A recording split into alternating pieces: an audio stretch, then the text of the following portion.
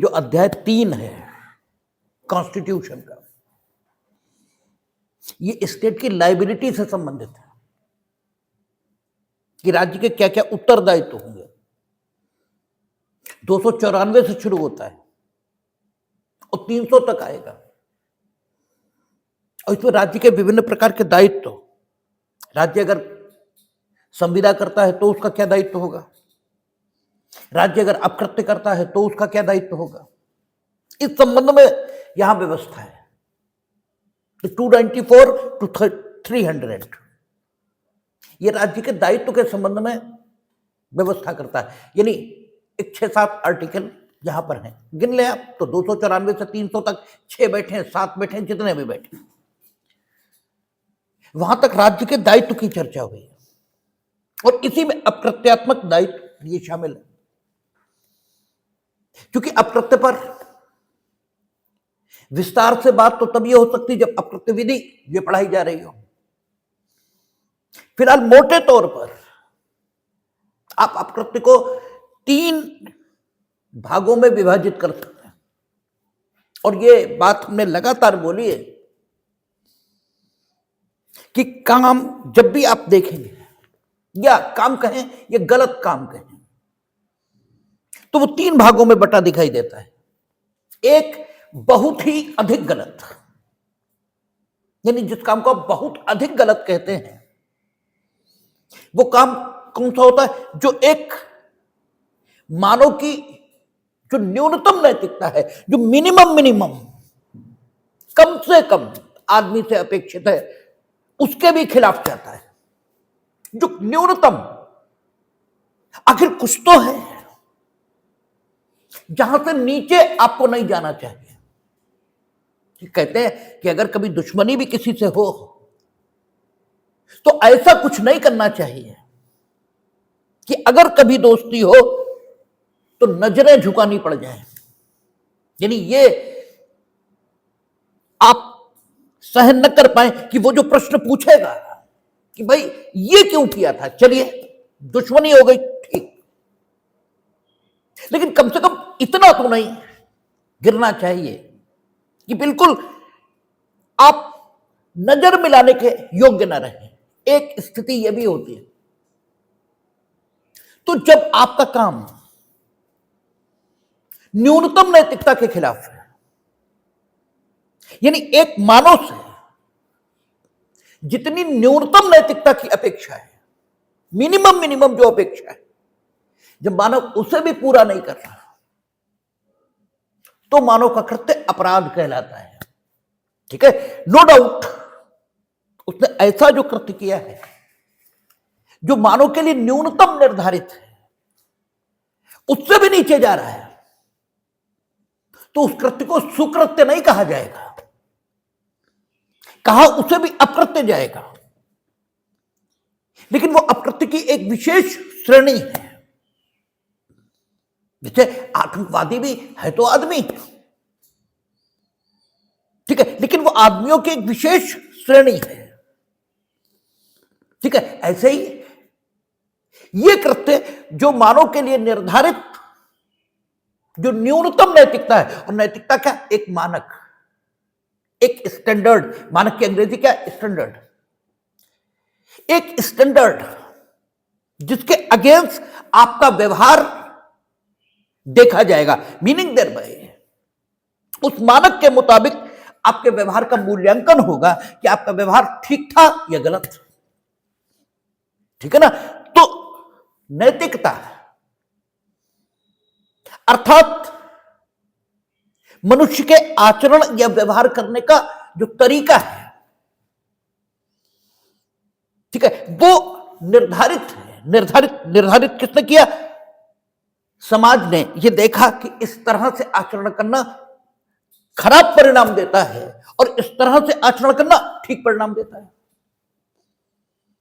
तो अनुभव से ये जाना गया कि जो ठीक परिणाम देता है वही आचरण करने का ठीक तरीका है, और इस ढंग से समाज ने अपनी नैतिक मान्यताएं ये विकसित की हैं, और उन नैतिक मान्यताओं के अनुरूप आपका आचरण पाए जाने पर आपका आचरण ठीक कहा जाता है, और उन मान्यताओं के विपरीत आपका आचरण पाए जाने पर आपका आचरण गलत कहा जाता है। ठीक है, तो एक मानव से यह अपेक्षित है कि जो आचरण का मानक कहता है, ठीक है, उसे कम से कम, बहुत ज्यादा नहीं तो न्यूनतम पालन उसका जरूर करना चाहिए। ठीक है, तो स्टेट, जब राज्य की अवधारणा, दो बातें हो सकती हैं। आपसे अपेक्षित यह है कि जो न्यूनतम नैतिकता, ठीक है, समाज की है, ठीक है, आचरण का मानक क्या है कि आप किसी की संपत्ति ना लें, किसी की संपत्ति ना लें। आचरण का मानक ये है। संपत्ति का प्रकार कोई हो, संपत्ति अनेकों प्रकार की है। विचार, ये भी संपत्ति है। अभिव्यक्ति, ये भी संपत्ति है। ठीक है, आपके पास जो वस्तुएं हैं वे भी संपत्ति है। ठीक है, वस्तुएं दो प्रकार की होंगी, अचल और चल, वे भी संपत्ति हैं। तो संपत्ति के प्रकार कोई हो सकते हैं। आपसे अपेक्षित यह है कि किसी की कोई संपत्ति आप न लें। आचरण का मानक यह है। लेकिन न्यूनतम मानक यह है कि जो संपत्ति उसके रोज उपयोग में आती है और जिसे उसने अपने श्रम से कमाया है, कम से कम वो ना ले। ठीक है ना? जैसे अभिव्यक्ति तुमने श्रम से नहीं कमाई है, ईश्वर प्रदत्त है। विचार तुमने श्रम से नहीं कमाया है, ईश्वर प्रदत्त है। विचार यद्यपि तुमने किया है, लेकिन विचार करने की ताकत, विचार करने की सामर्थ्य, ये ईश्वर प्रदत्त है। ठीक है ना? ये तुमने नहीं कमाई है। लेकिन जंगम संपत्ति और स्थावर संपत्ति ये तुमने कमाई है, ये तुम लेकर नहीं आए थे। तो न्यूनतम नैतिकता ये है कि कम से कम जंगम और स्थावर संपत्ति किसी की ये तो न लो। और अगर तुम जंगम और स्थावर संपत्ति किसी की ले रहे हो तो चूंकि वो उसने श्रम से कमाई है, तो समाज में अशांति ये पैदा होगी। और समाज में अगर अशांति क्यों होगी? वो तुम्हें पीटेगा। ठीक है, क्योंकि तुम उसकी स्थावर और जंगम संपत्ति जो उसने श्रम से कमाई है वो छीन रहे हो। अब वो तुम्हें मारेगा। और जब तुम पिटोगे तो मानवोचित अपनी रक्षा करोगे।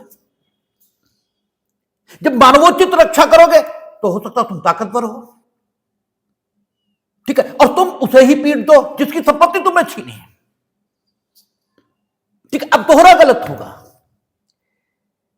और इस ढंग से समाज लगातार अशांत होता जाएगा। और जब समाज अशांत हो जाएगा तो दूसरों के लिए संपत्ति अर्जित करना कठिन हो जाएगा, क्योंकि संपत्ति के अर्जन के लिए शांति चाहिए। जब यह अवस्था देखी गई तब राज्य का जन्म हुआ। ठीक है ना? इसी अवस्था में तो राज्य का जन्म हुआ है। अब जब राज्य का जन्म हुआ तो राज्य ने यह सारी स्थिति अपने हाथ में ले ली और राज्य ने कहा कि जो न्यूनतम नैतिकता है इसका पालन हम कराएंगे। ठीक है, और इसके लिए राज्य ने क्या किया? दांडिक विधि ये बनाई। ठीक है, आप जब न्यूनतम नैतिकता का उल्लंघन करते हो तो आपको दंड देने का काम यह राज्य करता है, क्योंकि न्यूनतम नैतिकता जो मिनिमम था, अरे कम से कम उसकी जंगम और स्थावर संपत्ति तो न छीनी होती। आपने जंगम और स्थावर संपत्ति छीन ली तो आपने गलत किया। और यह गलत कैसा है? बहुत गलत की श्रेणी में है। ये बहुत गलत है। और इस बहुत गलत को रोकने के लिए दांडिक विधि बनाई जाती है, जो आप बीएनएस आईपीसी ये देखते हैं, और उसका पालन सुनिश्चित हो। इसके लिए दंड न्यायालय है, पुलिस, जो पुलिस नाम का संगठन होता है, ठीक है, उसका काम ही यह है कि न्यूनतम नैतिकता का पालन कराना। और न्यूनतम नैतिकता अभिव्यक्त कहां है? दांडिक विधि में। ठीक है, आप कम कपड़े पहनकर घूमो, ठीक है, ठीक है, लेकिन आप नग्न या अश्लील तरीके से कपड़े पहनकर नहीं घूम सकते। ये न्यूनतम नैतिकता है। इसका पालन कराने के लिए पुलिस है, पूर्व की आईपीसी में 292 सेक्शन थे, आएंगे अब जब हम लोग बीएनएस पढ़ेंगे। और जो आप टर्म सुनते हो पुलिस स्टेट, एक टर्म सुनते हो ना कि पुलिस स्टेट, कहते हो क्या पुलिस स्टेट नहीं है, वेलफेयर स्टेट है। तो पुलिस स्टेट इसका मतलब क्या है? पुलिस स्टेट का मतलब होता है वो राज्य जो अपने नागरिकों से जो संबंध रखता है वो सिर्फ इतना कि हम न्यूनतम नैतिकता का पालन कराएंगे, शेष नागरिक जाने, उनका काम जाने, वो शिक्षा लेंगे या नहीं लेंगे वो जाने, वो अपना इलाज कराएंगे या नहीं कराएंगे, और अगर कराएंगे तो कैसे कराएंगे वो जाने। वो सिर्फ इस बात से मतलब रखता है कि हम न्यूनतम नैतिकता का पालन करा देंगे। न्यूनतम नैतिकता अर्थात जो आपराधिक विधि में अभिव्यक्त है, हम किसी को अपराध नहीं करने देंगे। अपराध क्या है? न्यूनतम नैतिकता के खिलाफ जाकर किया गया कृत्य, यह अपराध है। और इसका पालन कराने के लिए पुलिस नाम का संगठन बनता है। और जब कोई स्टेट सिर्फ अपने नागरिकों में न्यूनतम नैतिकता के पालन तक अपनी भूमिका को सीमित कर लेता है तो उसे हम पुलिस स्टेट इसका नाम देते हैं। इसी को पुलिस स्टेट कहा जाता है। आपकी समस्या यह होती है कि आप कानूनों में विभिन्न शब्दों को पढ़ते हैं और उन शब्दों का अर्थ बिल्कुल नहीं पता होता, इसलिए समस्या बनी रहती है। फिर सोशल वेलफेयर स्टेट, यानी नागरिक के जीवन में स्टेट अपनी भूमिका सिर्फ न्यूनतम नैतिकता के पालन तक सीमित नहीं रखता, बल्कि वो नागरिक की शिक्षा की भी चिंता करना, जैसे हम लोगों ने देखा अनुच्छेद 41, काम पाने के, शिक्षा पाने के, ठीक है, बेकारी और अन्य निःशक्तता की अनहर दशाओं में लोक सहायता पाने का अधिकार, ये प्रदान करने का काम, ये प्रदान करने का काम किसका है? राज्य का। राज्य की नीति का वो निर्देशक तत्व है। लोक स्वास्थ्य, इसकी व्यवस्था करना अनुच्छेद 47 में किसका काम है? स्टेट का, ठीक है। और न सिर्फ लोक स्वास्थ्य बल्कि औषधीय प्रयोजनों को छोड़कर मादक द्रव्यों का प्रतिषेध करना, यह भी राज्य का काम है। तुम शराब न पियो, चिंता राज्य करेगा। तुम अफीम न खाओ, चिंता राज्य करेगा। खाने और न खाने का फैसला तुम्हें करना है, जबकि तुम नाराज भी होगे क्योंकि तुम अफीम खाना चाहते हो, हम रोकेंगे, लेकिन फिर भी राज्य करेगा। तो राज्य की भूमिका जब नागरिक के जीवन में बढ़ती है तो उसे हम सोशल वेलफेयर स्टेट कहते हैं। लेकिन बात वहीं तक रखें कि न्यूनतम नैतिकता, न्यूनतम नैतिकता, नैतिकता मीनिंग देयर बाय जीवन जीने का ढंग, जीवन जीने के लिए स्थापित मानक जो अनुभव से स्थापित किया गया है, उसका न्यूनतम पालन, एक अधिकतम पालन है। एक तो ये संपत्ति कोई किसी की नहीं लेगा, हम आपका विचार भी नहीं चुराएंगे, हम आपकी अभिव्यक्ति भी नहीं चुराएंगे, हम आपकी संपत्ति भी नहीं चुराएंगे। हम जो मेरा नहीं है, जो मेरा नहीं मीनिंग देयर बाय, जिसको पैदा करने में हमने कोई श्रम ये नहीं किया है, वो अगर हमें पड़ा भी मिल जाएगा तो भी हम उठाएंगे नहीं, क्योंकि वो मेरा नहीं है। अधिकतम नैतिकता तो ये है।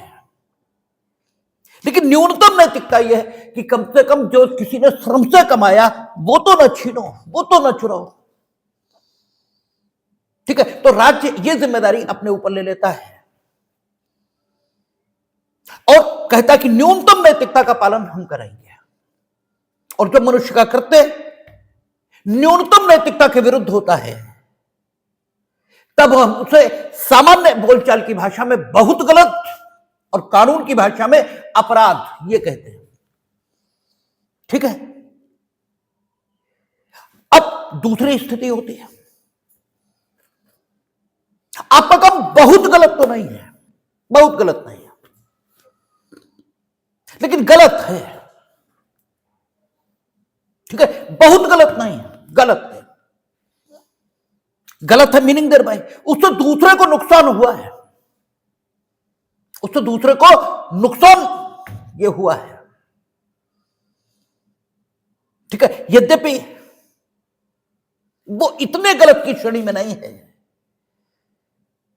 कि उससे व्यक्ति के साथ साथ समाज को भी नुकसान हुआ हो या समाज की व्यवस्था को भी नुकसान हुआ हो। क्योंकि जब आप दूसरे की श्रम द्वारा अर्जित संपत्ति लोगे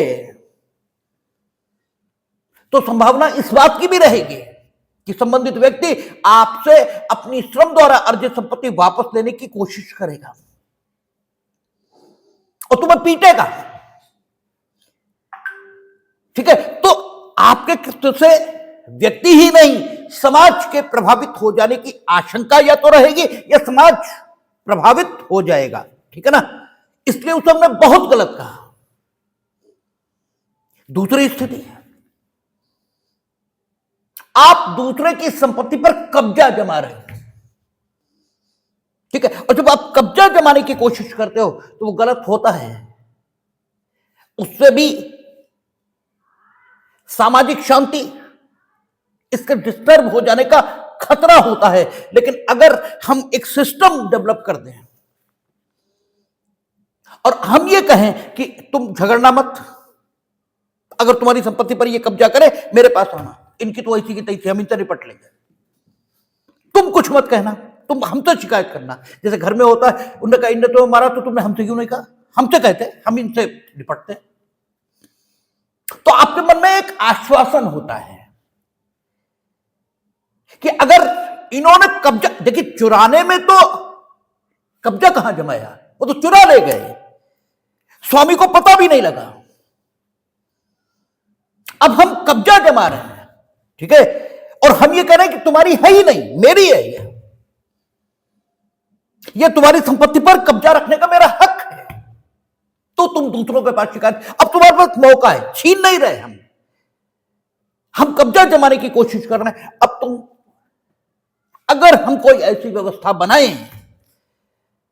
जिससे शिकायत करके तुम सुरक्षा हासिल कर लो, तो तुम्हारे मन में डर तो रहेगा, लेकिन उतना नहीं जब चुरा ली जाएगी या छीन ली जाएगी। ठीक है ना, तो राज्य ने इस दूसरे काम को भी किया और राज्य ने दीवानी मुकदमे, ठीक है, दीवानी अदालतें और दीवानी कानून ये बनाया। ठीक है, ये सारे हैं specific relief act. You can get restored your movable and immovable properties according to the procedure established by CPC and given in, ये सारे हम लोग पढ़ेंगे। स्पेसिफिक रिलीफ एक्ट धारा आएगी 5 और 6, उसमें अचल संपत्ति अगर आपकी किसी ने कब्जा कर ली है तो आप वापस ले सकते हैं। ठीक है, उसकी धारा आएगी 7 और 8। आपकी चल संपत्ति मूवेबल प्रॉपर्टी किसी ने कब्जा कर ली है तो वो आप उससे वापस ले सकते हैं। ठीक है, आपकी संपत्ति पर कोई कब्जा करने का प्रयत्न कर रहा है, प्रयास कर रहा है, तो आप इंजंक्शन, व्यादेश यह हासिल कर सकते हैं। ठीक है, ये सारे में हम लोग पढ़ेंगे 36, 37, 38, 39। ठीक है, तो एक कंप्लीट व्यवस्था वहां की है। फिर और है, एक सभ्य समाज में एक ठीक व्यक्ति से यह अपेक्षा की जाती है कि उसने जो कुछ कहा, यदि उससे किसी के धन संबंधी हितों पर, ठीक है, विपरीत प्रभाव पड़ने की संभावना है। देखिए, होना तो यह चाहिए कि आप दशरथ द्वारा स्थापित आदर्श का पालन करें कि प्राण जाए पर वचन न जाए। ठीक है, लेकिन अगर आप इतना नहीं भी कर पाते हैं, ये नहीं भी हो पाता है, ठीक है, हालांकि हर दशा में यह भी नहीं करना चाहिए कि प्राण जाए पर वचन न जाए। देखना चाहिए कि आपके वचन पालन का प्रभाव समाज पर क्या हो रहा है। अगर आपके वचन के पालन से समाज विपरीत तौर पर प्रभावित हो रहा है तो फिर कृष्ण का मार्ग है कि वो ये कह रहे हैं कि हम युद्ध में शस्त्र नहीं उठाएंगे, और जब उन्होंने देखा कि नहीं, मेरे वचन के कारण से समाज को नुकसान हो जाएगा, तो शस्त्र भी उन्होंने उठा लिया। लेकिन सामान्य नियम यह है कि अगर आपके वचन के पालन से समाज विपरीत तौर पर प्रभावित नहीं होता, तो आपको अपने वचन का पालन हर दशा में करना ही चाहिए। एक सभ्य व्यक्ति से अपेक्षा यही है। लेकिन अगर आप इस ठीक है मानक के मुताबिक आचरण नहीं भी करते हैं, तो आप एक गलत व्यक्ति होंगे, लेकिन इससे नुकसान किसी को नहीं हो रहा। ठीक है, हमने आपसे कहा था कि हम परसों खाना खिलाएंगे आपको, दावत पर ले जाएंगे, नहीं ले गए। ठीक है, तो वचन का पालन हमें करना चाहिए था, नहीं किया, लेकिन नुकसान आपको कोई नहीं हुआ। ठीक है, आपसे कुछ लिया नहीं हमने। ठीक है, लेकिन अगर मेरे वचन के अपालन से आपके धन संबंधी हित प्रभावित हो रहे हैं, तो हमें अपने वचन का पालन करना ही चाहिए। ठीक है, और फिर अगर हम अपने वचन का पालन नहीं करते, तो फिर डेफिनेटली स्टेट इंटरफियर करेगा। तो स्टेट के उन दशाओं में, क्योंकि उन दशाओं से क्या होगा, समाज में अशांति ये हो जाने का अंदेशा रहेगा, क्योंकि तुम्हारी धन संबंधी हित प्रभावित हो रहे हैं। तो क्या हुआ, लॉ ऑफ कॉन्टेक्ट जन्मा। ठीक है, लॉ ऑफ कॉन्टेक्ट में करार की जो डेफिनेशन है वो क्या कहता है कि जब ठीक है क्या हो, व्यतिकारी वचन हो, यानी एक वचन के उत्तर में दूसरा वचन किया गया हो और वे वचन एक दूसरे के लिए प्रतिफल हो, तो करार का जन्म हुआ है, ऐसा कहते हैं। ठीक है, और फिर वो करार अगर विधिता प्रवर्तनीय है तो उसे हम संविदा यानी कॉन्टेक्ट ये कहते हैं। और कॉन्टेक्ट अगर अपालन हुआ है तो संविदा के अपालन के प्रति दो प्रकार के अनुतोष हैं। एक क्षतिपूर्ति, जो इंडियन कॉन्ट्रैक्ट एक्ट के सेक्शन 73 में दिया गया कि आपको क्षतिपूर्ति देनी पड़ेगी, और दूसरे प्रकार का जो संविदा के भंग के प्रति या पालन के प्रति अनुतोष है, वो क्या है, विनिर्दिष्ट अनुपालन संविदा का। वो कहां दिया है, विनिर्दिष्ट अनुतोष अधिनियम की धारा 14, 15, 16, ठीक है 17, वो बताते हैं कि किन किन दशाओं में संविदा का विनिर्दिष्ट अनुपालन होगा, कब नहीं होगा, आदि आदि। ठीक है, तो संविदा आप देखें, न्यूनतम का पालन यह राज्य ने कराया। ठीक है, अर्थात बहुत गलत के प्रति दांडिक विधि के तौर पर राज्य ने अनुतोष दिया। ठीक है, और ऐसा गलत जिसे गलत कहा जाएगा, लेकिन जो बहुत गलत अर्थात अपराध की श्रेणी में नहीं आएगा। ठीक है, उस दशा में राज्य ने अनुतोष दिया, उसमें भी दिया। ठीक है ना, ऐसा नहीं किया कि उसमें अनुतोष न दिया हो, उसमें भी दिया, लेकिन उसे अपराध नहीं है, उसे दीवानी दोष कहा। दीवानी दोष कहा क्योंकि वो आपको प्रभावित कर रहा है, नहीं करना चाहिए लेकिन कर रहा है, इसे दीवानी दोष कहा। जो प्रथम स्थिति है जहां आप न्यूनतम नैतिकता इसका पालन नहीं करते हैं, वहां राज्य ने न सिर्फ दांडिक विधि के माध्यम से अर्थात दंड का भय उत्पन्न करके, ठीक है, उस न्यूनतम नैतिकता के पालन को सुनिश्चित किया, बल्कि आपको अभियोजित करने की, क्योंकि जब भी हम कहेंगे कि तुमने न्यूनतम नैतिकता का उल्लंघन किया, तुम कहोगे हमने नहीं किया, इसका निर्णय करना पड़ेगा। ठीक है, निर्णय करने के लिए विचारण करना पड़ेगा। विचारण में दोनों पक्ष अपनी अपनी बात कहें। ठीक है, और हो सकता है जिसने न्यूनतम नैतिकता का उल्लंघन किया वो बलशाली हो, जिसके प्रति यह उल्लंघन हुआ है वो कमजोर हो, और अक्सर ऐसा ही होता है। ठीक है, तो कमजोर की ओर से राज्य ने कहा कि हम बोलेंगे, ठीक है, ताकि न्यूनतम नैतिकता का पालन हर दशा में सुनिश्चित हो और अपराध की दिशा में अभियोजन का काम राज्य ने अपने हाथों में ले लिया। ठीक है, न सिर्फ सुनिश्चित किया कि न्यूनतम नैतिकता का पालन हो, बल्कि न्यूनतम नैतिकता का पालन कराए जाने के लिए आवश्यक कदम उठाने का काम भी राज्य ने अपने हाथों में लिया। इसलिए आप आपराधिक विधि में देखते हैं अभियोजन का काम भी राज्य ही करता है।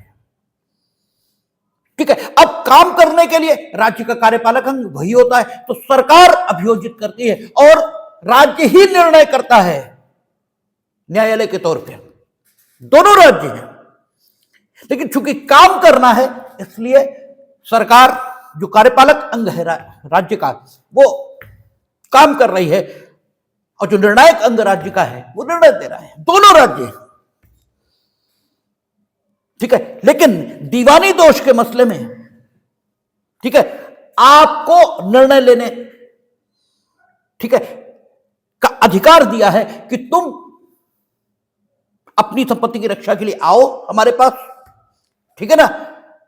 और जब आओगे तो राज्य के तौर पर हम दीवानी अदालत स्थापित किया, वहां हम ही बैठे हैं, राज्य ही तो बैठा है वहां, और हम डिसाइड करेंगे कि वाकई तुम्हारी संपत्ति का उल्लंघन हो रहा है या इसी की संपत्ति है, तुम कब्जा किए बैठे हो, क्या स्थिति है देखेंगे।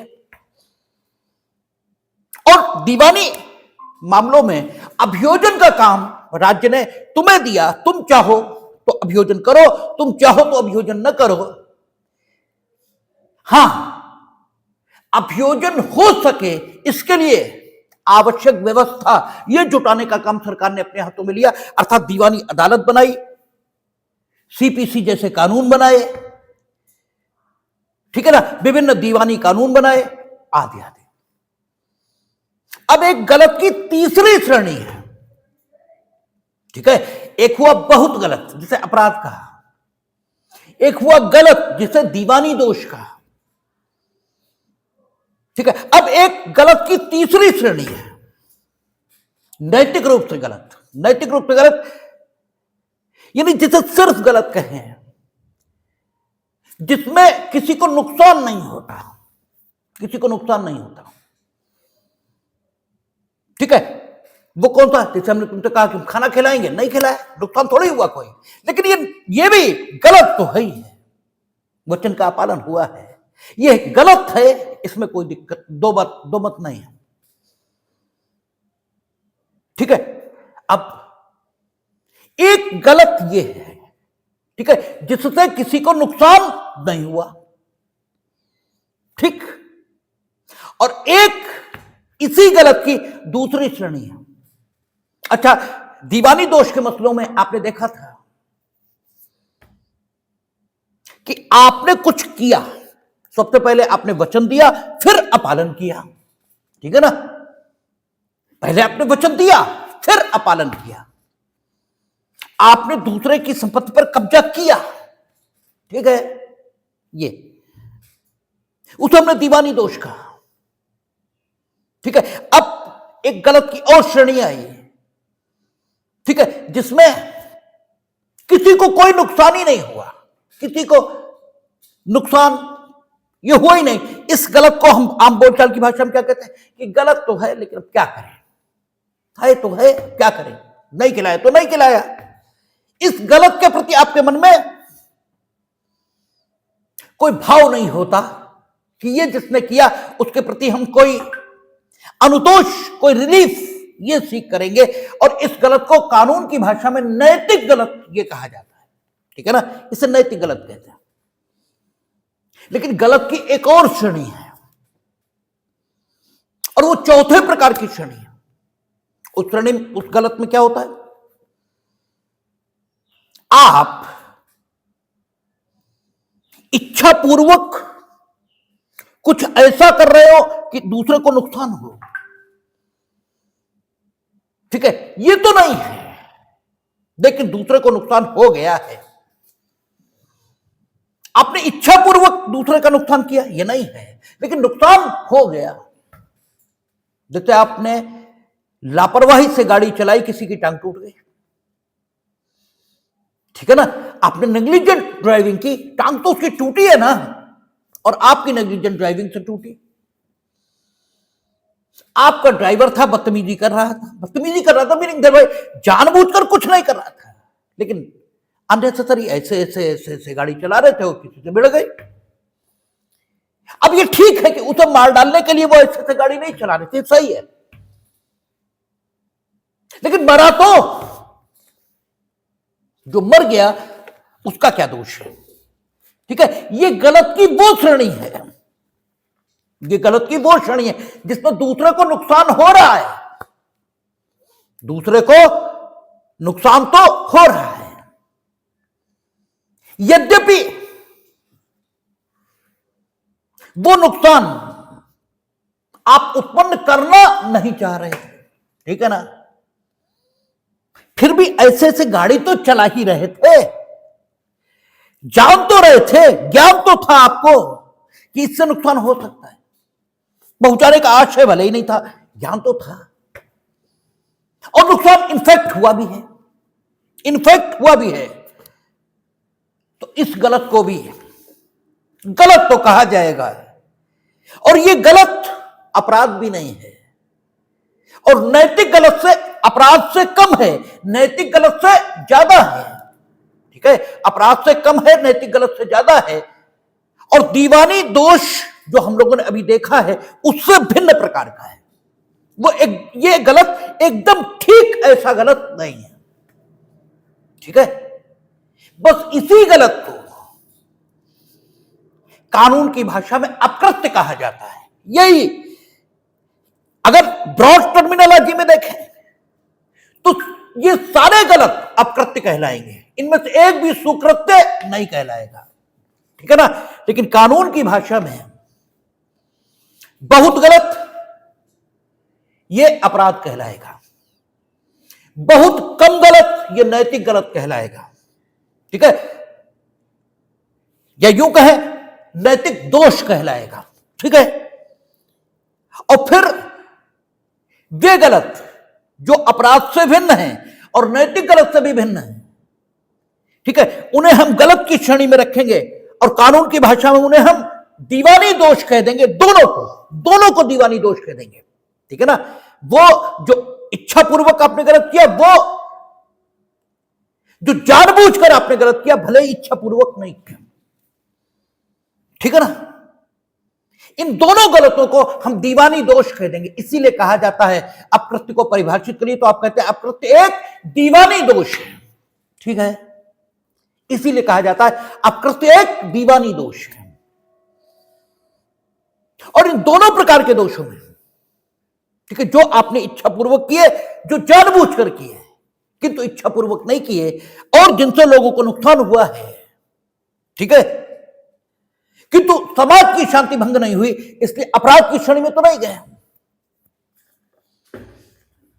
ठीक है, लेकिन उन्हें भी दीवानी दोष तो कहा ही जाएगा, और उनको कानून अपकृत्य कहता है। हालांकि अपकृत्य के और भी विभाजन होते जाएंगे, कुछ अपकृत्य ऐसे भी हैं जो अपराध भी हैं, दीवानी दोष भी हैं, उन पर भी चर्चा चलेगी, लेकिन फिर वो अपकृत्य विधि जब हम बात कर रहे हो तभी उस पर विस्तार से फिर बात हो सकती है। फिर अपकृत्य ऐसे भी हैं जिन्हें एक्शनेबल पर से, यानी स्वतः अनुयोज्य अपकृत्य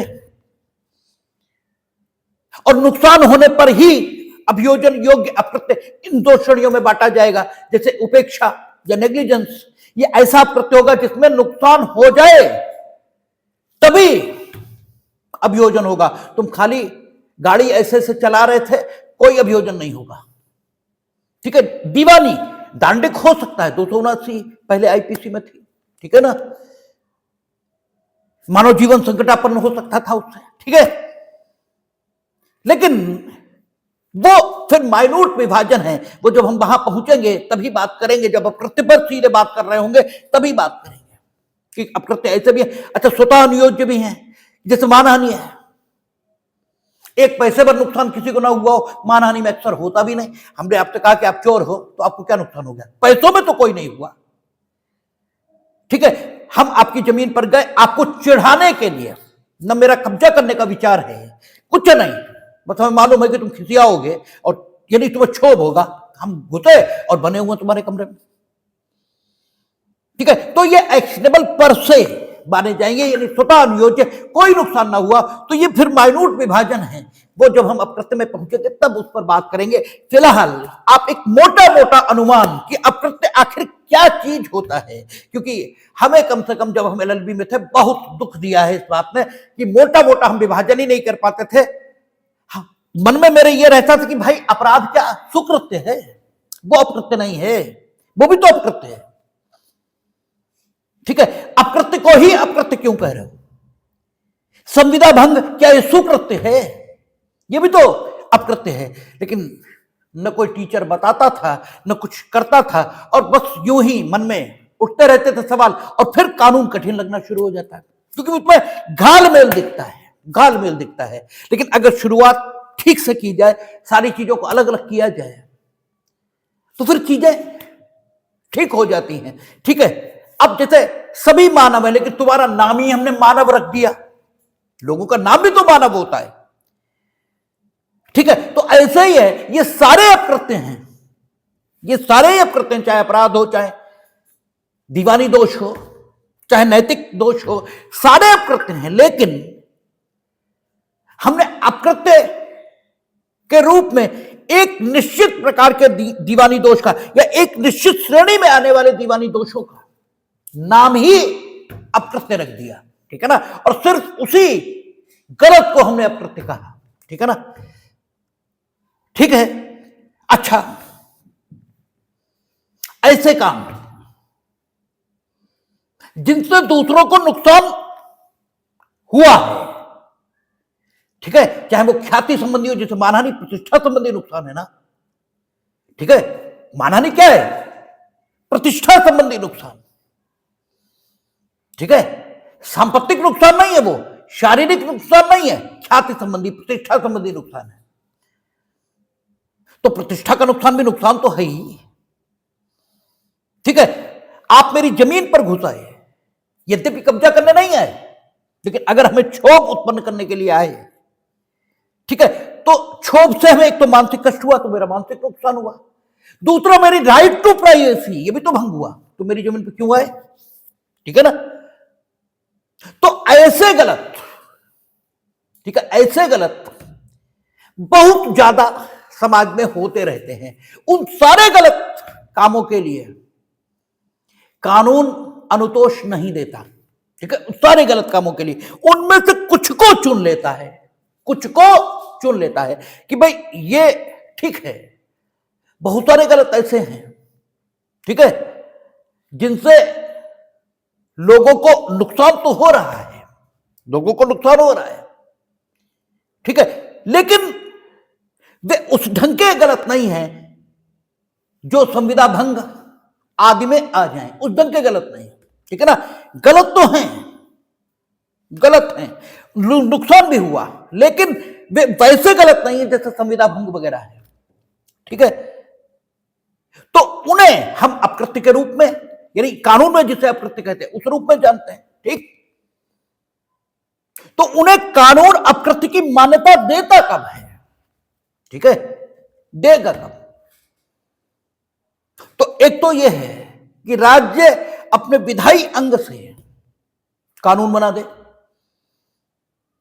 ठीक है, कि साहब अगर ये काम तुमने किया, भले ही जानबूझकर नहीं किया, लेकिन अगर तुमने किया और उससे किसी को नुकसान हुआ तो तुम्हें कंपनसेशन देना पड़ेगा, ठीक है। जैसे मोटर व्हीकल एक्ट बना दिया, ठीक है, कि अगर मोटर गाड़ी तुमने चलाई, ठीक है, और उससे किसी को नुकसान हो गया, उपेक्षा से चलाई, ठीक है, गलती लापरवाही से चलाई और उससे किसी को नुकसान हुआ, तो आपको कंपनसेशन देना पड़ेगा। एक बात हुई। दूसरी, अगर आपने किसी का उपेक्षा से ऑपरेशन कर दिया तो उससे नुकसान हो गया, तो अगर आपने उपेक्षा से किसी को सलाह दी और उससे नुकसान हो गया, तो इस संबंध में कोई कानून नहीं है, ठीक है ना। तो इस संबंध में राज्य का जो न्यायिक अंग है, ठीक है ना, वो भी ये घोषणा कर सकता है कि भाई अगर तुम्हारी सलाह से किसी को नुकसान हुआ है तो भी तुम्हें कंपनसेशन देना पड़ेगा, अगर न्यायालय ने ऐसा कह दिया तो भी तो राज्य ने ही कहा है, ये माना जाएगा। ठीक है ना। तो हम लोग देखते हैं अकृत्य विधि में, ठीक है, पड़ोसी का सिद्धांत, ठीक है ना, जो लॉर्ड एटकिन ने प्रतिपादित किया था। ठीक है, लॉर्ड एटकिन ने पड़ोसी का सिद्धांत दिया था, जिसमें वो जिंजर बियर की बोतल थी। ठीक है, क्या नाम है मुकदमे का, इस समय मेरे दिमाग में नहीं आ रहा। ठीक है, जो भी था देखकर बता देंगे। ठीक है, तो क्या हुआ कि राज्य के न्यायिक अंग ने कुछ ऐसे गलत जो तुमने जानबूझकर नहीं किए, जानबूझकर नहीं किए, लेकिन वो गलत हैं, उससे लोगों को नुकसान हुआ। ठीक है, तो उन गलत बातों के, ठीक है, उन बहुत सारी गलत बातों में से कुछ को चुन लिया कि बहुत सारी गलत हैं, लेकिन इनमें से कुछ, ठीक है, जिनसे लोगों को ज्यादा नुकसान हो रहा है, और जो लोग लगातार कर रहे हैं, लगातार फिर कर रहे हैं, समाज में बहुतायत से जो हो रहा है उसको क्या करते हैं, अकृत्य, जो कानून में अकृत्य कहा जाता है, उसके रूप में मान्यता दे देते हैं। ठीक है ना, उसके रूप में मान्यता देते हैं, यानी ऐसे गलत, ठीक है, जो संविदा भंग, अपराध आदि से भिन्न है। ठीक है, अर्थात ऐसे गलत जिनसे लोगों को नुकसान हो रहा है। ठीक है, उन सारे गलतों के लिए विधि अनुतोष नहीं देती। ठीक है, विधि यानी राज्य अनुतोष नहीं देता, लेकिन ऐसे गलत जो जानबूझकर किए जा रहे हैं, ठीक है, ऐसे गलत जो जानबूझकर किए जा रहे हैं और जिनसे नुकसान लोगों को हो रहा है, यदि लगातार बहुतायत से होने लगे तो उनमें से कुछ को राज्य ऐसे गलत के रूप में मान्यता दे देता है, अर्थात राज्य ऐसे अकृत्य के रूप में मान्यता दे देता है। ठीक है, जिसके लिए राज्य घोषणा करता है कि हम अनुतोष देंगे। ठीक है, हम अनुतोष देंगे, और राज्य जो अपनी घोषणा करता है या तो अपने विधायी अंग के माध्यम से, अर्थात कानून बनाकर करता है, या अपने न्यायिक अंग, ठीक है, उसके माध्यम से। हां, डोनोग वर्सेस स्टीवेंसन, जिसमें पड़ोसी का सिद्धांत आया था।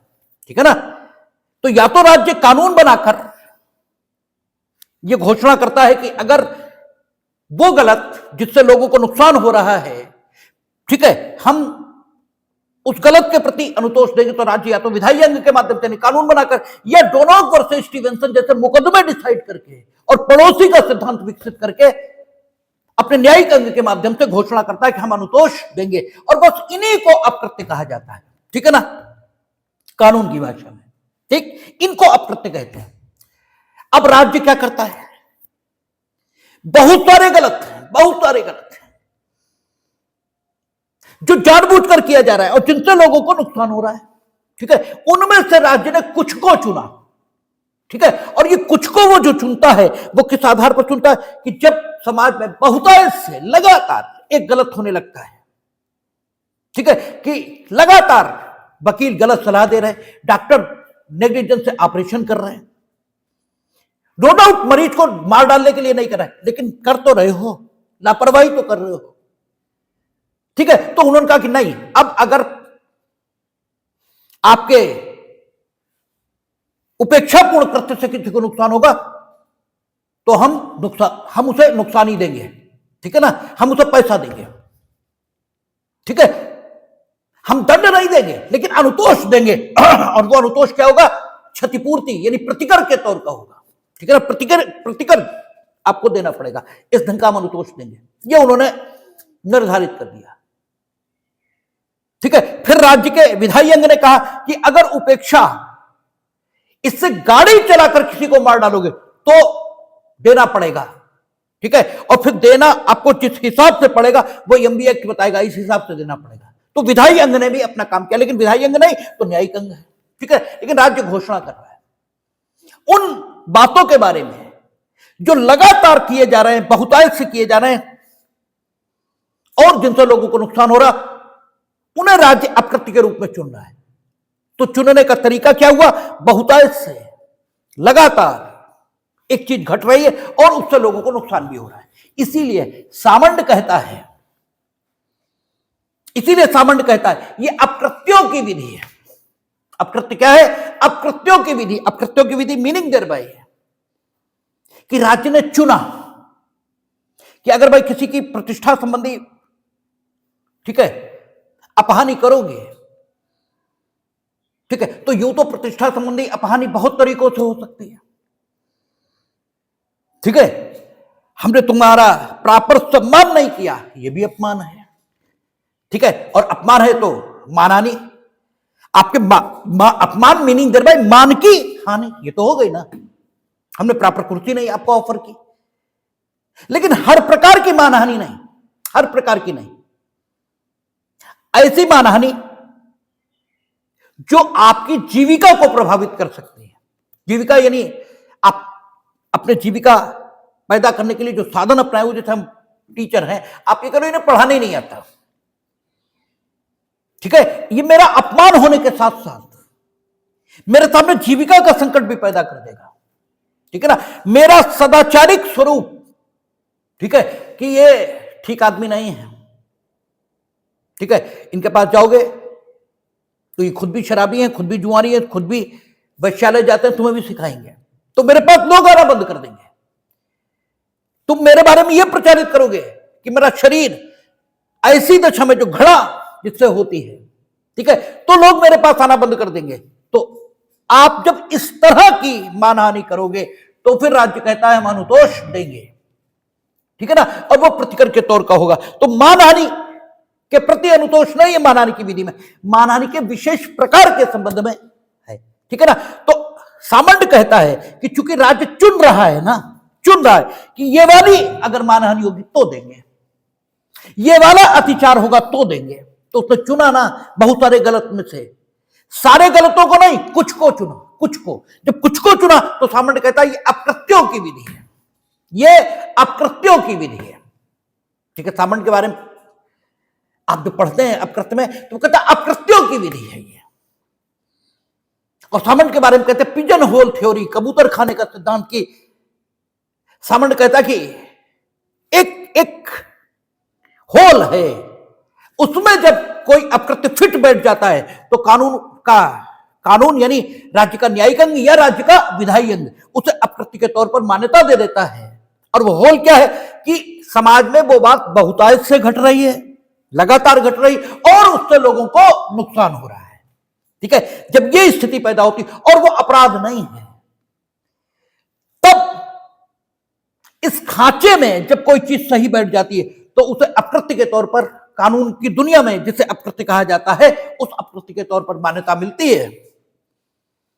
और इसी को कहते हैं कि ये सामंड की पिजन होल थ्योरी है, ये सामंड की का कबूतर खाने का सिद्धांत है, ठीक है ना। और इसीलिए सामंड कहता है जब इस खांचे में फिट बैठ जाएगा तब कानून के मुताबिक जो अकृत्य माना जाता है वो जन्म लेगा। इसलिए ये अकृत्यों की विधि है, यानी खांचे का सिद्धांत, कबूतर खाने का सिद्धांत, ये अकृत्यों की विधि है, ये अकृत्य को जानने का, आइडेंटिफाई करने का तरीका है, ये सामंड कह रहा है। दूसरी ओर विनफील्ड का मामला आता है। विनफील्ड कहते हैं ये अकृत्य की विधि है, ये अकृत्य की विधि है। अकृत्य की विधि यानी विनफील्ड ये कहते हैं कि ये लॉ ऑफ प्लॉट है कि जब भी कोई गलत समाज में लगातार होने लगेगा, और वो ऐसा होगा कि उससे लोगों को नुकसान होगा, तो इस अकृत्यकर्ता के विरुद्ध राज्य प्रतिकर देने की घोषणा करेगा, और वो घोषणा या तो कानून के माध्यम से करेगा और या फिर, ठीक है, अपने न्यायिक अंग के माध्यम से करेगा। तो ये प्रिंसिपल ऑफ लाइबिलिटी है, ये दायित्व का सिद्धांत है। इसलिए और ये जिस बात पर अप्लाई हो जाएगा बस उसी को अकृत्य के रूप में मान्यता मिल जाएगी। तो विनफील्ड के लिए कहते हैं कि विनफील्ड कहते हैं ये अकृत्य की विधि है, और सामंड कहते हैं ये अकृत्यों की विधि है। और फिर लास्ट में जब अकृत्य हम लोग पढ़ते हैं, कहते हैं दोनों सिद्धांतों का उपयोग होता है, ठीक है ना, इनमें से एक को भी खत्म नहीं कर सकते। विनफील्ड की भी बात ठीक है कि जब भाई दोनों बातें हम देखते हैं ना, कि जब कोई चीज बहुतायत से होने लगेगी, लोगों को नुकसान भी उससे होने लगेगा, तो फिर भले ही वो काम इच्छा पूर्वक न किया जा रहा हो, लेकिन इस अकृत्यकर्ता को निश्चित तौर पर अकृत्य से पीड़ित के प्रति दायित्व के अधीन, अर्थात प्रतिकर देने के दायित्व के अधीन होना ही चाहिए। ठीक है, और क्या वो बहुतायत से हो रहा है, क्या उससे लोगों को नुकसान हो रहा है, क्या वो अनिच्छा पूर्वक किया जा रहा है, या अनिच्छा पूर्वक न भी किया जाए लेकिन इच्छा पूर्वक तो नहीं किया जा रहा, आदि आदि। ठीक है, ये खांचे हैं जिनमें फिट बैठने पर ही हम प्रतिकर के दायित्व को उत्पन्न कर सकते हैं। इसलिए कहते हैं कि विनफील्ड और सामंत दोनों के समन्वय से जो बात निकलती है, दोनों परिभाषाओं के समन्वय से जो बात निकलती है, उसी के अनुसार अप्रत्ययों की पहचान की जाती है। ठीक है, और नए अप्रत्यय इसका भी जन्म हो सकता है, क्योंकि गलत होना बंद तो नहीं हो गया। ठीक है ना, जैसे पासिंग ऑफ, ये नया ही अप्रत्यय है, एकदम नया अप्रत्यय। पासिंग ऑफ का मतलब क्या होता है? ठीक है, सादृश्य उत्पन्न करके अपना माल बेच लेना। जैसे क्या हुआ, पेप्सी। ठीक है, PEPSI, ये पेप्सी की स्पेलिंग है, बोला पेप्सी जाता है।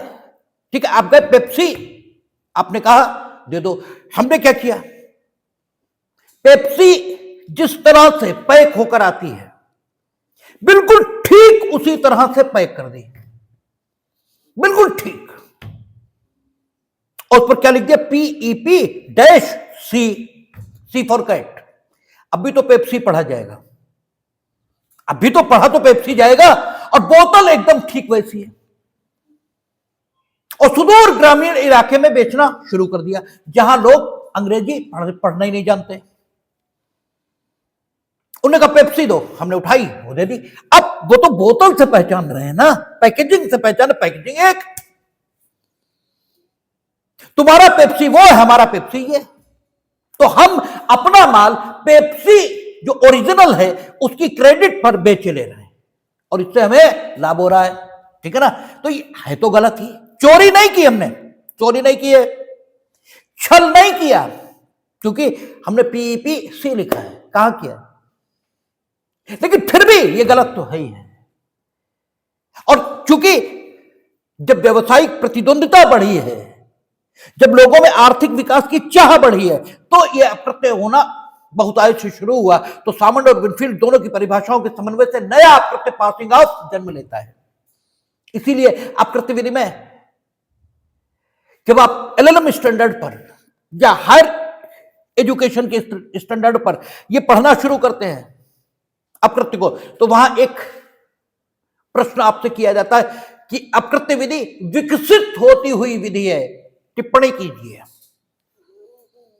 ठीक है, तो ये विकसित होती हुई विधि इसीलिए कही जाती है क्योंकि विनफील्ड और सामंत के सिद्धांतों का उपयोग करके क्या करते हैं, नए नए अप्रत्ययों का जन्म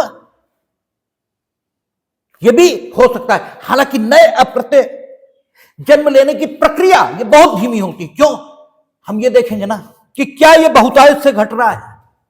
ठीक है, तो बहुतायत से घट रहा है, ये दोनों तरह से देखा जाएगा। पूरे संसार में ये बहुतायत से घट रहा है या नहीं, ठीक है ना, पूरे संसार में बहुतायत से घट रहा है या नहीं, और टाइम के दृष्टिकोण से लगातार घट रहा है या नहीं, यानी रोज लगभग हो रहा है या नहीं। ठीक है ना, तो 10-20 साल तो प्रतीक्षा करनी पड़ेगी, तभी हम ये कह पाएंगे कि रोज हो रहा और पूरे दुनिया में हो रहा है या पूरे हिंदुस्तान में हो रहा है। ठीक है ना, तभी तो हम उसे अप्रत्यय की परिभाषा में ला पाएंगे। इसीलिए अप्रत्यय विधि का विकास या नए अप्रत्ययों का जन्म धीमी प्रक्रिया से होता है। ठीक है, लेकिन नए अप्रत्यय जन्म नहीं ले सकते, यह बात गलत है। नए अप्रत्यय जन्म भी ले सकते हैं, लेकिन उनकी प्रक्रिया धीमी होती है। ठीक है, और धीमी इसीलिए होती है क्योंकि दोनों सिद्धांतों का उपयोग किया जाता है। ठीक है ना, तो कहते हैं अप्रत्यय विधि ये नए अप्रत्ययों को जन्म दे सकती है और ये विकसित होती हुई विधि है। इसका पूर्ण विकास आज तक नहीं हुआ, ये कहा जाता है अप्रत्यय के लिए। अब सवाल यह है कि गलत करने वाला, ठीक है, वो गलत जिसे अप्रत्यय कहेंगे, ठीक है ना, और अकृत्य हम जिसे कहेंगे वो भी दीवानी दोष है, क्योंकि अपराध नहीं है। ठीक है, अपराध थोड़े ना है, बहुत गलत की श्रेणी में थोड़े ना है। इसीलिए हम उसकी दशा में भी, यानी ये गलत जिसे अकृत्य कहती है विधि, इसकी दशा में भी कार्यवाही का अधिकार किसे देते हैं? उसे जो अकृत्य से पीड़ित है। ठीक है, जो अकृत्य से पीड़ित है। ठीक है, कार्यवाही उसे किस फोरम से मिलेगी? न्यायालय से मिलेगी या ट्रिब्यूनल से मिलेगी? ये आगे का सवाल है, इस पर चर्चा हम तभी करेंगे जब अकृत्य विधि पे हम पहुंचेंगे। लेकिन आप ये समझ लो कि ये गलत जिसे अकृत्य कहा गया, इसमें भी कार्यवाही का अधिकार किसके पास है? पीड़ित के पास। वो अधिकार कहां उपयोग में आएगा, न्यायालय में या ट्रिब्यूनल में, ये तब बात करेंगे जब पहुंचेंगे। लेकिन उसके पास, पीड़ित के पास अधिकार है कि वो करे कार्यवाही। ठीक है, और जब वो कार्यवाही करेगा तो चूंकि वो अपराध की श्रेणी में तो है नहीं, तो उसे हमने दीवानी दोष की श्रेणी में ही रखा, क्योंकि दोष तो ही है, दोष तो है ही है। ठीक है, इसलिए हम, इसीलिए अकृत्य की परिभाषा होती है कि अकृत्य एक दीवानी दोष है जिसमें अनुतोष क्या है? अनुतोष दंड नहीं है, क्योंकि अपराध नहीं है। अपराध की दशा में दंड अनुतोष होता है, जिसमें अनुतोष अनिर्धारित प्रतिकर है। ठीक है ना, अनिर्धारित प्रतिकर है। अनिर्धारित क्यों? क्योंकि नुकसान कितना बड़ा होगा क्या पता। ठीक है, तो अकृत्य की डेफिनेशन ये ली जाती है, अकृत्य एक दीवानी दोष है। ठीक है, जिसके संबंध में अनुतोष अनिर्धारित प्रतिकर है, ये अकृत्य की डेफिनेशन आती है। और अकृत्य के विषय में कार्यवाही करने का हक सामान्यतः दीवानी न्यायालय को होता है, कभी कभी ये ट्रिब्यूनल को भी होता है। कब होता है दीवानी न्यायालय को, कब ट्रिब्यूनल को होता है? ये जब अकृत्य विधि की बात होगी तब होगा। लेकिन दीवानी न्यायालय को होता है अगर हम ये कह रहे हैं, ठीक है ना, अगर हम ये बात कह रहे हैं कि दीवानी न्यायालय को अकृत्य की दशा में कार्यवाही करने का अधिकार होता है, तो हमें यह साबित करना पड़ेगा कि दीवानी न्यायालयों की जो प्रक्रिया विनियमित करने वाली विधि है, उसमें अकृत्य के लिए कार्यवाही करने का उपबंध मौजूद है। तभी तो हम ये कह पाएंगे कि दीवानी न्यायालयों को अकृत्य की दशा में कार्यवाही करने का हक होता है। तो दीवानी न्यायालयों की प्रक्रिया, इसे विनियमित करने वाली विधि अर्थात सीपीसी जो अब शुरू होगी, क्योंकि अब तो ये कॉन्स्टिट्यूशन लगभग ईश्वर ने चाहा तो अगले हफ्ते तक हम निपटा ही लेंगे। ठीक है, मतलब ईश्वर भगवान जी निपटवा ही देंगे, तो उसके बाद सीपीसी शुरू करेंगे। तो सीपीसी की धारा 19, वहां पर जब हम पहुंचेंगे तो 19 में कहेगा, ठीक है, मानव शरीर और जंगम संपत्ति के प्रति किए गए अकृत्य के संबंध में, ठीक है, दीवानी न्यायालय की अधिकारिता, धारा 19, यानी अकृत्य की विधि या अकृत्य के लिए कार्यवाही करने का अधिकार दीवानी न्यायालय को होगा, यह धारा 19 साबित कर रही है। लेकिन कौन से? मानव शरीर से संबंधित और अचल संपत्ति से संबंधित।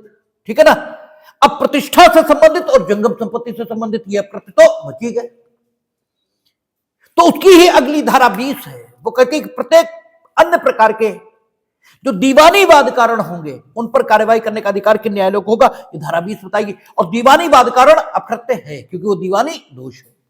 ठीक है, तो ये तय हो गया कि दीवानी दोष है वो, क्योंकि सीपीसी में व्यवस्था की गई है, ठीक है, उसके संबंध में अनुतोष देने की और दीवानी न्यायालय को उसके लिए अधिकृत किया गया।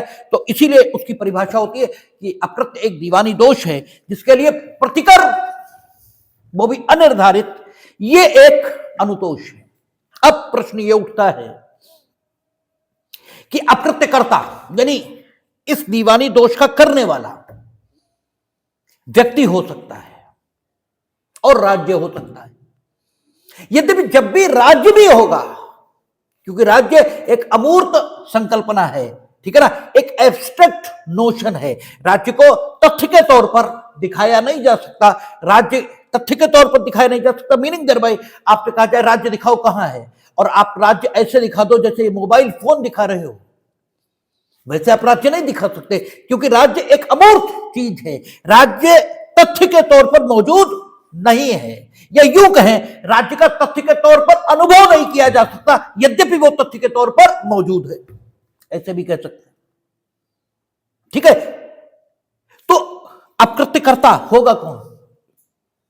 व्यक्ति या राज्य? और राज्य भी होगा तो अंततः व्यक्ति होगा, क्योंकि राज्य अपने सारे काम अपने 3 अंगों के माध्यम से करता है, कार्यपालिका, विधायिका और न्यायपालिका। ठीक है, उनमें से भी अधिकांश काम कार्यपालिका के माध्यम से करता है, ठीक है ना। लेकिन कार्यपालिका हो, विधायिका हो या न्यायपालिका, बनती तो लोगों से ही है, ठीक है। और यद्यपि किन लोगों से बनेगी उसके संबंध में प्रक्रिया अलग अलग है, जैसे supreme judiciary, higher judiciary, lower judiciary, इसमें कौन लोग अपॉइंट होंगे इसके संबंध में प्रक्रिया बनाई गई है, ठीक है। संविधान के अनुच्छेद 124 है, 233, 34, 35 वो सारे लोअर जुडिशरी के लिए, हाई कोर्ट के लिए सारी चीजें हैं। लेजिस्लेचर कैसे गठित होगी? तो चुनावों के माध्यम से। एग्जीक्यूटिव कैसे गठित होगी? तो उसका सारा 75, 76 वो सारे आर्टिकल्स, वो सारी चीजें दी गई, लेकिन बनेगी अंततः व्यक्तियों से, ठीक है ना। तो जब अकृत्य होगा, तो अगर इंडिविजुअल ने यानी सामान्य व्यक्ति ने किया है तब तो कोई दिक्कत नहीं है, तब तो कोई समस्या नहीं। दीवानी विधि है, प्रक्रिया बताती है, उस व्यक्ति के खिलाफ हम कार्यवाही करेंगे, ठीक है। लेकिन अगर राज्य ने किया, अकृत्य राज्य ने किया, तो अंततः तो राज्य के कर्मचारी ने किया होगा। भाई राज्य भी करेगा तो राज्य तो अमूर्त है, वो कैसे कर लेगा? तो राज्य जिस व्यक्ति के माध्यम से अभिव्यक्त हुआ होगा, अर्थात जो उसका कर्मचारी होगा राज्य का, उसी ने अकृत्य किया होगा, तभी ये कहा जाएगा कि राज्य ने किया, ठीक है। तो अगर राज्य ने अकृत्य किया है तो राज्य के विरुद्ध अकृत्य में कार्यवाही करने का अधिकार है या अधिकार नहीं है, ठीक है ना। कार्यवाही कैसे होगी ये तो लिखा है सीपीसी में कि साहब दीवानी न्यायालय के समक्ष मुकदमा फाइल होगा, ऐसा होगा, वैसा होगा, लेकिन राज्य के विरुद्ध कार्यवाही करने का अधिकार यह है किसी को या नहीं, ठीक है।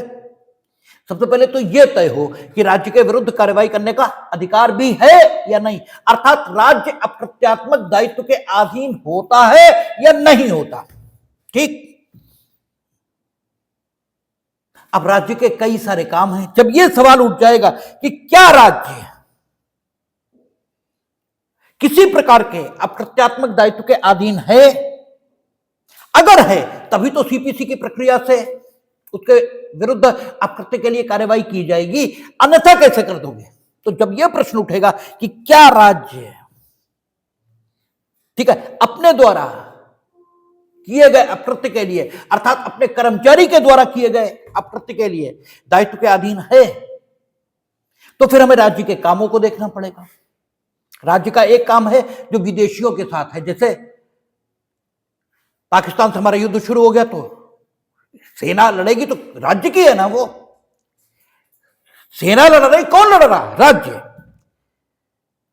और उस लड़ने में अगर हम पाकिस्तान में घुस गए तो वहां के नागरिकों के प्रति अगर हमारी सेना ने कोई अत्याचार किया या कुछ हुआ जिससे उन्हें नुकसान हुआ, ठीक है, तो क्या उसके लिए कोई कार्यवाही हो सकती है? क्योंकि राज्य का यह भी कृत्य है। दूसरा, राज्य जब अपने क्षेत्र में काम कर रहा है, ठीक है, तो वो एडमिनिस्ट्रेशन ऑफ जस्टिस ये कर रहा है, क्राइम कंट्रोल ये कर रहा है, ठीक है ना, पोस्टल सेवाएं चला रहा है, बहुत सारे काम कर रहा है। उन कामों को करने में कुछ गड़बड़ होती है क्या उसके लिए, ठीक है, तो राज्य का यह भी काम है। और तीसरा, राज्य कमर्शियल एक्टिविटी भी चला रहा है, जैसे ओसीएफ है, ऑर्डिनेंस क्लोथिंग फैक्ट्री है, कमर्शियल एक्टिविटी, व्यवसायिक वाणिज्यिक एक्टिविटी राज्य ये भी कर रहा है, चीनी मिल चला रहा है, ठीक है ना।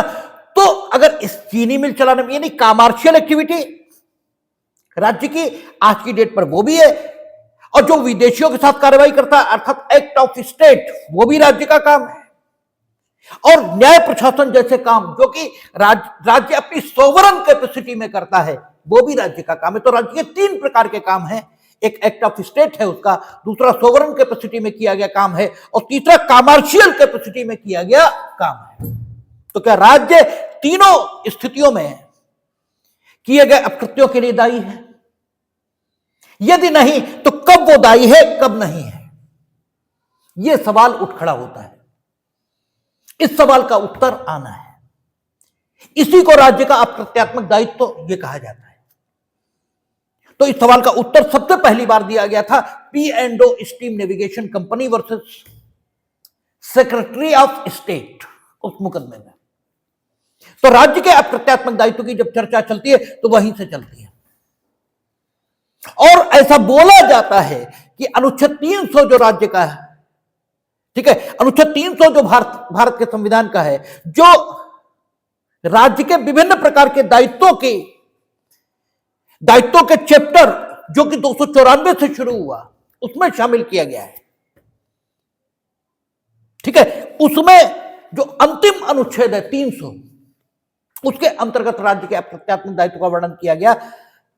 तो वहां अप्रत्यात्मक दायित्व का तो वर्णन है, लेकिन वो दायित्व एक्ट ऑफ स्टेट के लिए है, सोवरन का कैपेसिटी में नहीं, सोवरन एक्ट के लिए है, या कमर्शियल कैपेसिटी में किए गए एक्ट, इसके संबंध में है। ये एक सवाल है, और इस सवाल का जवाब P&O से शुरू किया जाता है, और वहीं से शुरू होता भी है। ठीक है ना? तो वो क्या है, कैसा है, वो अगले सप्ताह, जो यानी सोमवार को हम लोग बैठेंगे, तब ईश्वर चाहेगा तो बताएंगे।